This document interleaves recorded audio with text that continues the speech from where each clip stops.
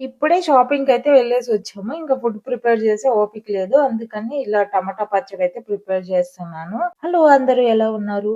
ముందు వీడియోలో షేర్ చేసుకున్నాను. ఇలాగా వీక్లీ గ్రోసరీస్ తెచ్చుకోవడానికి, వాటర్ ఫిల్ చేసుకోవడానికి వెళ్ళాము అని. ఈ వీడియోలో అయితే అది అక్కడి నుంచి వచ్చిన తర్వాత గ్రోసరీస్ అన్నీ అయితే ఇంకా మొత్తము ఆర్గనైజ్ చేసేసుకున్నాను. ఇంకా ఆ తర్వాత ఫుడ్ అయితే ప్రిపేర్ చేసుకుంటున్నాను. రైస్ అయితే ఆల్రెడీ పెట్టేసాను.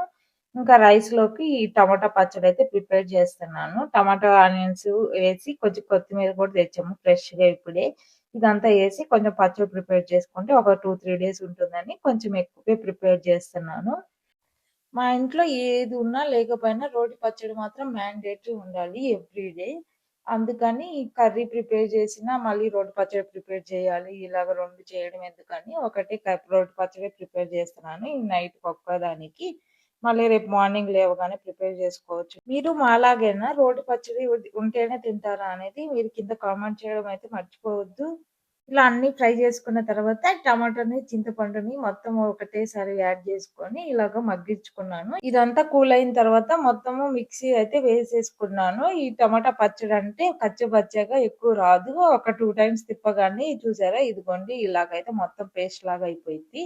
ఎక్కడన్నా కొంచెం పలుకులు తగులుతూ ఉంటాయి. పోనీ వెంటనే ఎగ్ ఫ్రై చేసేసాను. అదే టైంలో బాయిల్డ్ ఎగ్ కూడా పెట్టేసాను. ఇంకా అన్నము కూడా అయిపోయింది. వేడి వేడి అన్నంలో ఈ నెయ్యి, పచ్చడి యాడ్ చేసుకొని కలుపుకొని చేసిన ఎగ్ ఫ్రై అలానే బాయిల్డ్ ఎగ్ పెట్టుకొని ఇలాగ మా సండే డిన్నర్ అయితే ఇలా కంప్లీట్ చేసాము.